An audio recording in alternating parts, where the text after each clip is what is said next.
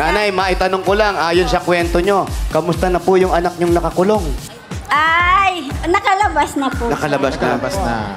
Mayroon bang anak na nakulong? Ngayon, paano mo nalaman may nakulong na anak? Ha? Paano mo nalaman? Paano mo nalaman may nakulong na anak? Hinulaan ko lang. Meron talaga palang nakakulong. Meron talaga, Nay? Opo, andito po siya. Pero Andyan po tumama. siya. Meron po talaga. Opo. Talaga? Baka mayor. Alam mo talaga. Alam mo na yung nagbibiro lang talaga, si Mayor. Mayor. Nahulaan ka lang bigla. Manghuhula si Mayor. Manghuhula ka na kayo, Mayor. Na mga Okay na. Okay na po, okay na. nakalabas na siya. Okay, Ang very importante yung pagbabago. Opo. Nagbabago na siya.